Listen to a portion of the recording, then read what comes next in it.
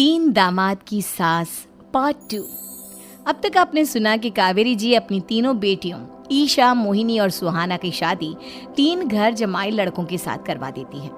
उन्हें लगता है कि ये लड़के शायद घर का कामकाज संभाल लेंगे, लेकिन उनके तीनों घर जमाई बहुत आलसी थे। वो नौकरी भी नहीं करते थे और बाहर का काम भी नहीं।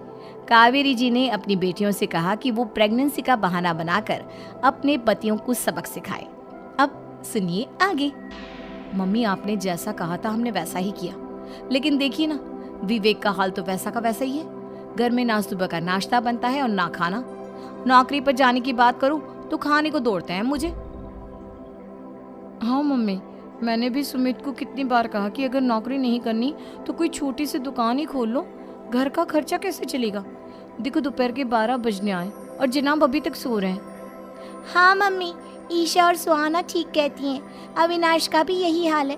जब मैंने अपनी प्रेगनेंसी के बारे में कहा तो मुझसे कहने लगा, अरे दूसरी लड़कियां तो 9-9 महीने तक नौकरी करती है, बस डिलीवरी के टाइम छुट्टी लेती है। मोहिनी, तुम भी नौकरी करो। अब मुझे कहाँ नौकरी मिलेगी? मम्मी बताओ अब मैं क्या करूँ? हे भगवान, क्या सोचकर घर जमाई दामाद लाई थी मैं कि मेरी बेटियां मेरे पास रहेंगी और खुश रहेंगी, लेकिन इन आलसी दामादों ने तो हमारी जिंदगी को भी प्रॉब्लम में डाल दिया है। मैं तो कहती हूँ मम्मी, हम लोग वापस अपनी जॉब पर जाना शुरू कर देते हैं। बता देते हैं इन लोगों को कि हमने प्रेगनेंसी का बहाना किया है। नहीं नहीं बेटा, ऐसी गलती भी मत करना। अगर तुमने ऐसा किया तो इन तीनों की आदत और खराब हो जाएगी। अरे आज नहीं तो कल कभी तो तुम प्रेग्नेंट होगी, तब वापस यही प्रॉब्लम आएगी। तब क्या करोगी तुम तीनों? हाँ मम्मी, आपकी बात तो बिल्कुल सही है। इन लोगों को तो सुधारना ही पड़ेगा। लेकिन कैसे? अपने बच्चों के आने की खबर सुनकर भी इन लोगों पर कोई असर नहीं हो रहा। पैसे कमाने के लिए घर से बाहर निकलना ही नहीं चाहते ये तीनों। अब मेरे दिमाग में एक प्लान आया है। तुम तीनों चिंता मत करो, उन तीनों को बुलाओ, फिर मैं बात करती हूँ। थोड़ी देर बाद कावेरी जी अपने तीनों दामादों को सामने बुलाकर अपनी बात कहना शुरू करती हैं। अविनाश, सुमित और विवेक, देखो बेटा, मैं ना तुम तीनों से बड़ा प्यार करती हूँ, इसीलिए तो तुम्हें घर जमाई बना कर रखा है मैंने। अरे मम्मी जी, सीधे सीधे कहिए ना, क्या बात है? प्यार तो हम भी आपको बहुत करते हैं। अरे मम्मी जी, आपकी इज्जत भी बहुत करते हैं। अरे भाई, आपके जैसी सास और कमाने वाली बीवी सबको मिलती है क्या? हाँ मम्मी, विवेक और सुमित ठीक कह रहे हैं। आपकी बेटी से शादी करके मेरी तो जिंदगी ही अच्छी हो गई है। जानती हूँ मैं, और ये भी जानती हूँ कि तुम तीनों अपने अपनी बीवियों से बहुत प्यार करते हो। बेटा, बात ऐसी है कि हमारे कुल गुरु ने कहा है कि प्रेग्नेंट होने के बाद मेरी तीनों 4 महीने हमारे गांव में जाकर रहेगी, जहां मेरे चाचा जी रहते हैं। अरे लेकिन क्यों मम्मी, गांव में जाकर रहने की क्या जरूरत है इन तीनों को? वो क्या है ना बेटा, हमारे परिवार को एक श्राप है। अगर मेरी बेटियों ने यहाँ पर बच्चा पैदा करने की कोशिश की तो उनके बच्चों को कुछ भी हो सकता है। इसलिए अब से लेकर 4 महीने पूरे होने तक इन्हें गांव वाले घर में रहना पड़ेगा। हाँ तो इसमें प्रॉब्लम क्या है मम्मी जी? हम भी वहाँ जाकर रहेंगे, पिकनिक मनाएंगे। अरे भाई, बीवी जहाँ हम भी वहाँ।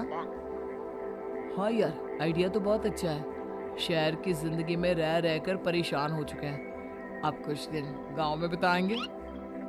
तुम लोग समझने की कोशिश क्यों नहीं करते? तुम में से कोई भी वहां नहीं जा सकता, और मैं यहाँ रहूंगी ना तुम तीनों के साथ। 4 महीने की तो बात है, उसके बाद ये तीनों ही लौट कर आ जाएंगी। ठीक है मम्मी जी, अब हमारे बच्चों का सवाल है तो ये तो करना ही पड़ेगा। कावेरी अपनी तीनों बेटियों को कुछ दिन के लिए घर से बाहर कहीं दूसरे शहर में रहने के लिए भेज देती है। कुछ दिनों के बाद, अरे मम्मी जी, बहुत दिन से पिज्जा नहीं खाया, मंगवाइए ना। क्या बताऊं बेटा, पहले तो बेटियां खर्चा दे देती थी क्योंकि उनकी नौकरी थी, लेकिन अब तो मेरे पास पैसे ही नहीं बचे। थोड़े बहुत पैसे हैं जो बच्चों की डिलीवरी में काम आएंगे। लेकिन मम्मी जी, आपकी बेटियों को वापस आने में तो अभी बहुत वक्त बाकी है। वही सोच सोच कर परेशान हो रही हूँ। सोच रही हूँ कल से दूध भी बंद करवा देती हूँ। अब दूध वाले को देने के लिए पैसे भी तो नहीं है ना।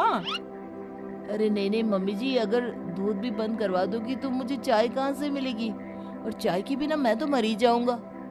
क्या करूं बेटा, इसके अलावा हमारे पास कोई ऑप्शन नहीं है। मेरे पास पैसे ही नहीं बचे।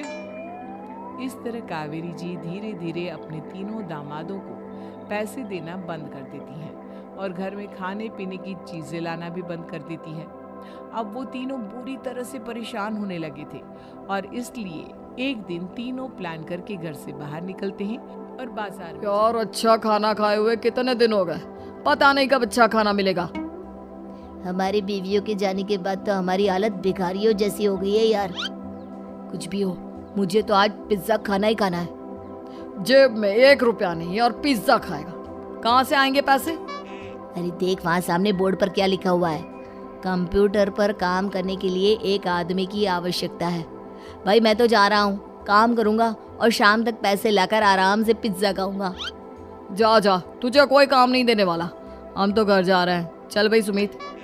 सुमित और अविनाश वहाँ से चले जाते हैं और विवेक उस कंप्यूटर शॉप पर सारा दिन काम करके 5,000 रुपए कमा कर घर लौट कर आता है और अपने खाने के लिए अच्छी अच्छी चीजें भी लेकर आता है। ये देखकर विवेक और सुमित के दिल में भी कुछ पैसे कमाने की इच्छा जागती है। अरे सुबह सुबह कहाँ चल दिए तुम? मम्मी जी एक बहुत अच्छी जगह मिली है, कंप्यूटर पर काम करने के 5,000 मिले थे कल मुझे। अगर रोज काम करूंगा तो पूरे 40,000 की तनख्वाह। अरे वाह, ये तो बहुत अच्छी बात है दामाद जी, आपको जाना ही चाहिए। विवेक को इस तरह तरक्की करते देखकर परेशान हो जाते हैं और वो दोनों भी काम की तलाश में निकल पड़ते हैं।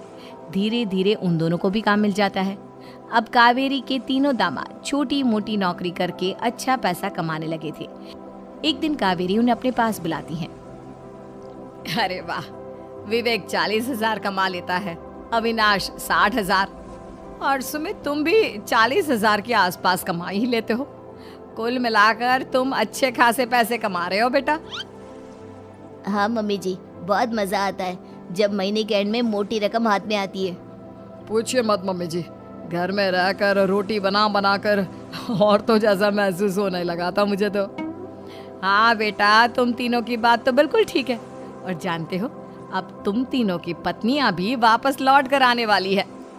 लेकिन मम्मी जी अभी तो उन्हें गए सिर्फ 2 महीने हुए हैं, आपने तो कहा था वो 4 महीने के बाद लौट कर आएंगी। ऐसा कुछ नहीं है बेटा, मैं सिर्फ तुम तीनों को सबक सिखाना चाहती थी कि आदमी घर में बैठकर बीवी की कमाई खाता हुआ अच्छा नहीं लगता।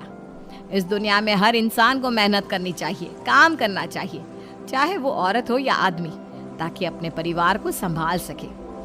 कावेरी की बात सुनकर उन तीनों को अपनी गलती का एहसास होता है और कावेरी उन्हें सच बता देती है कि ईशा, सुहाना और मोहिनी शहर में ही कहीं दूसरी जगह रह रहे थे। शाम के वक्त उन तीनों की पत्नियां लौट कर आ जाती है और कावेरी जी का परिवार एक खुशहाल परिवार की तरह रहने लगता है।